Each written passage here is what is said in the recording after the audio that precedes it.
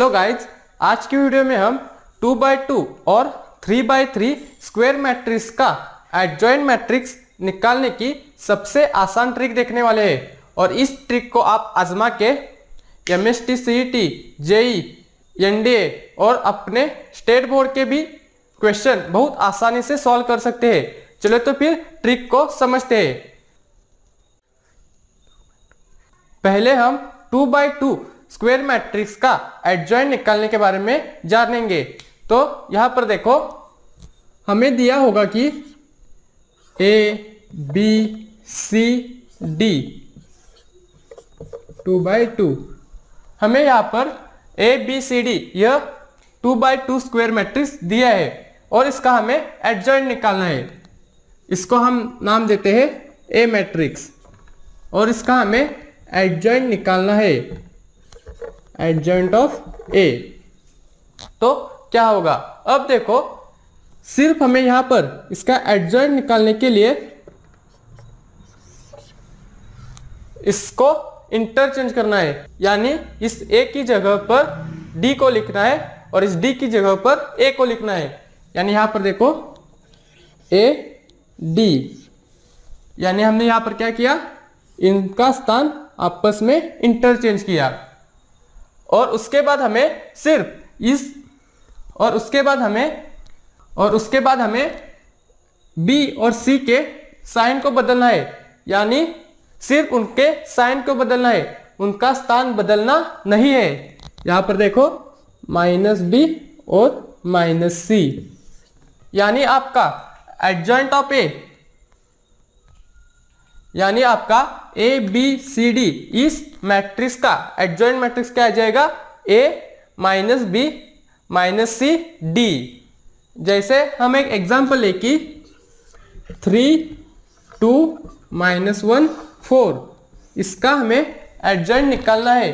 तो क्या आ जाएगा, तो यहां पर देखो, यहां पर हमें इनका स्थान इंटरचेंज करना है, यानी इस 3 की जगह पर आ जाएगा 4 और इस 4 की जगह पर आ जाएगा 3। उसके बाद इनका साइन रिवर्स करना है, यानी -1 की जगह 1 और 2 की जगह -2।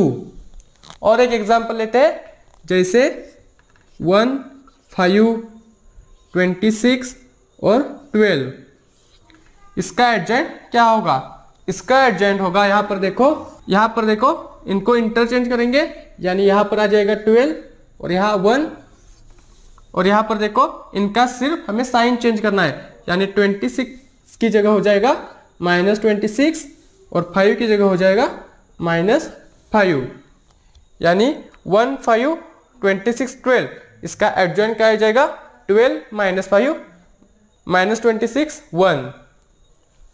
अब देखो, अब हम 3x3 स्क्वायर मैट्रिक्स का एडजॉइंट निकालने के बारे में जानेंगे। अब जैसे इसे हम एग्जाम्पल के ही जरिए समझेंगे। जैसे हमें एक एग्जाम्पल दिया जाए, A matrix is equal to 3 2 1 4 5 6 7 8 और यहां पर लेंगे फिर से 3। अब देखो इसका एडजॉइंट हम कैसे निकालेंगे। सिर्फ हमें यहां पर देखो, हमें सिर्फ इसी को फिर से वापस लिखना है इस तरीके से, 3 2 1 4 5 6 7 8 3। और उसके बाद इस कॉलम 1 और कॉलम 2 को एज इट इज यहां पर कॉपी करना है, यानी यहां पर आ जाएगा 3 4 7 और 2 5 8। यानी हमने क्या किया, इस कॉलम 1 को यहां पर एज इट इज कॉपी किया और इस कॉलम 2 को एज इट इज यहां पर कॉपी किया। उसके बाद हमें यहां पर इस R1 और इस R2 को एज इट इज इसके नीचे कॉपी करना है, यानी यहां पर आ जाएगा 3 2 1 3 2, यानी हमने यहां पर R1 को कॉपी किया। उसके बाद R2 को करेंगे 4 5 6 4 5 4 5 6 4 5। हमने यहाँ पर R2 को उसके नीचे यानी R1 जिस तरह से हमने कॉपी किया था उसी के नीचे R2 को भी कॉपी किया है। यह ध्यान में रखना है कि हमें R1 को पहले और R2 को बाद में लिखना है। उसके बाद हमें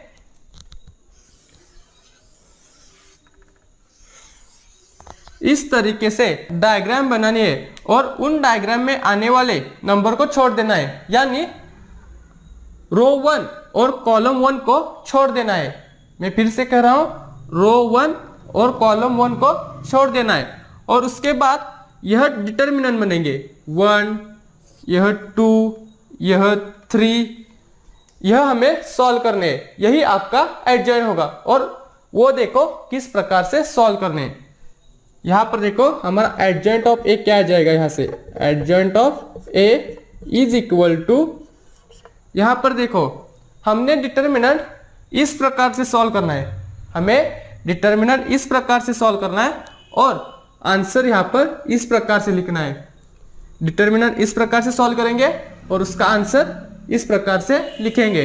यानी यहां पर देखो 5 6 8 3, इस डिटर्मिनेंट का आंसर क्या आ जाएगा 5 इंटू 3 15, 15 माइनस 6 इंटू 8, 6 इंटू 8 48, यानी यहां पर आ जाएगा 15 माइनस 48 और इसका आंसर हो जाएगा -33, यानी -33 यहां पर आ जाएगा -33।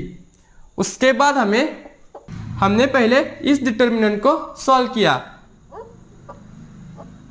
उसके बाद हमें इस डिटर्मिनेंट को सॉल्व करना है। अब देखो 8 इंटू 1 8 और 3 इंटू 2 6, यानी यहां पर आ जाएगा 8 माइनस 6 और इसका आंसर हो जाएगा 2। और इसे हमें यहां पर लिखना है, जैसे मैंने पहले बताया हमें इस प्रकार से सॉल्व करना है और इस प्रकार से लिखना है। अब देखो थर्ड डिटर्मिनेंट लेंगे, थर्ड डिटर्मिनेंट हो जाएगा हमारा यह। अब देखो 2 इंटू 6 12 माइनस 5 इंटू 1 5, यानी यहां पर आ जाएगा 7।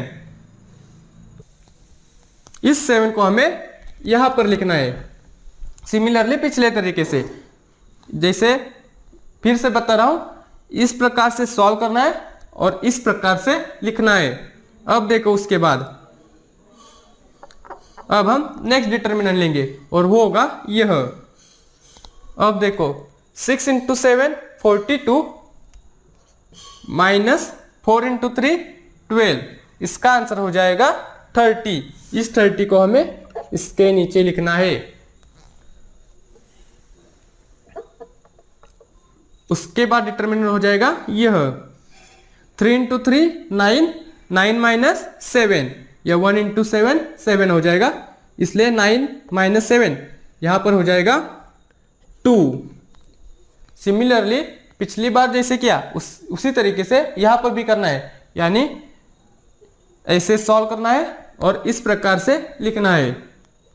उसके बाद डिटर्मिनेंट हो जाएगा 1 3 6 4, 1 इंटू 4 4 आ जाएगा, माइनस 6 इंटू 3 18, यानी 4 माइनस 18 यहां पर हो जाएगा -14। अब देखो अब हम नेक्स्ट डिटर्मिनेंट लेंगे और वो हो जाएगा 4 5 7 8। अब देखो 4 into 8 32, 32 minus 7 into 5 35, 32 minus 35 is equal to हो जाएगा -3। उसके बाद देखो ये हो जाएगा 7 8 3 2, यानी 7 इंटू 2 14, 14 माइनस 3 इंटू 8 24, 14 माइनस 24 यहां पर आ जाएगा -10। उसके बाद हमारा आखिरी डिटर्मिनेंट होगा 3 2 4 5, यानी 3 इंटू 5 15, 15 माइनस 4 इंटू 2 8, 15 माइनस 8 यहां पर आ जाएगा 7, यानी हमारा दिए गए मैट्रिक्स का एडजॉइंट मैट्रिक्स आ जाएगा यह। और आप ये देख सकते हैं कि ये कितनी आसान ट्रिक है। आपको इसमें कोफैक्टर माइनर निकालने की कुछ भी जरूरत नहीं है, सिर्फ यह ट्रिक आजमाइए और आपका एडजॉइंट बहुत आसानी से निकल जाएगा। यहां पर देखो, अब हम और एक एग्जांपल लेंगे। जैसे हमें बताया जाए कि यहां पर V मैट्रिक्स है, यहां पर देखो 2 3 4 4 3 1 3 1 4। अब देखो इसका एडजॉइंट हमें निकालना है। अब देखो यहां पर हम क्या क्या करेंगे, सिमिलरली पिछली बार जैसे किया उसी तरीके से यहां पर भी करेंगे। यानी यहां पर देखो 2 3 4 4 3 1 3 1 4 हमने एज इट इज कॉपी किया। उसके बाद C1 और C2 यानी कॉलम 1 और कॉलम 2 को एज इट इज यहां पर कॉपी किया। यानी यहां पर 2 4 3 3 3 1। उसके बाद इस R1 और इस R2 को एज इट इज यहां पर कॉपी किया। पहले R1 को लिखेंगे यानी 2 3 4 2 3। उसके बाद R2 को 4 3 1 4 3। उसके बाद हमें इस कॉलम 1 को और इस रो 1 को छोड़ देना है।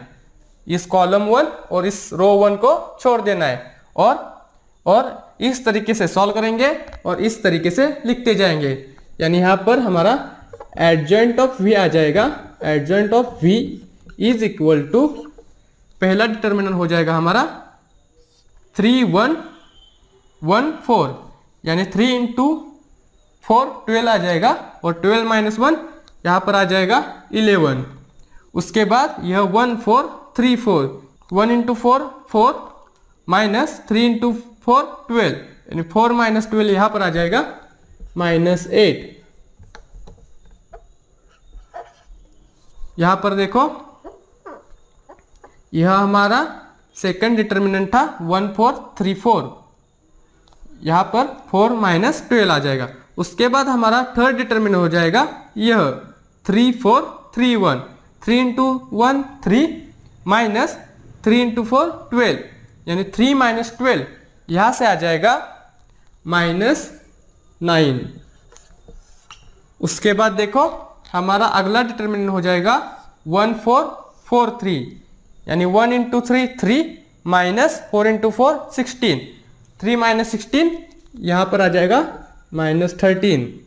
उसके बाद देखो यह 4 3 4 2 4 3 4 2 4 इंटू 2 8 8 माइनस 4 इंटू 3 12 8 माइनस 12 यहाँ से आ जाएगा -4 4 8 माइनस 12 -4। उसके बाद 4 2 1 4 यह डिटर्मिनेंट आएगा। 4 इंटू 4 16 16 माइनस 1 इंटू 2 2 16 माइनस 2 यहाँ से आ जाएगा 14। उसके बाद हम इस 4 3 3 1 इसको लिखेंगे। यहाँ पर देखो 4 इंटू 1 4 4 माइनस 3 इंटू 3 9 4 माइनस 9 यहाँ से आ जाएगा -5। उसके बाद यह 3 1 2 3 3 इंटू 3 9 9 माइनस 2 7 यहाँ से आ जाएगा 7। उसके बाद देखो 2 3 4 3 2 इंटू 3 6 6 माइनस 4 इंटू 3 12 6 माइनस 12 -6। यानी हमारा इस V मैट्रिक्स यानी 2 3 4 4 3 1 3 1 4 इसका एडजॉइंट मैट्रिक्स यानी एडजॉइंट V क्या आ जाएगा 11 minus 8 minus 9 minus 13 minus 4 14 minus 5 7 minus 6। आप यह क्रॉस चेक करके भी देख सकते हैं।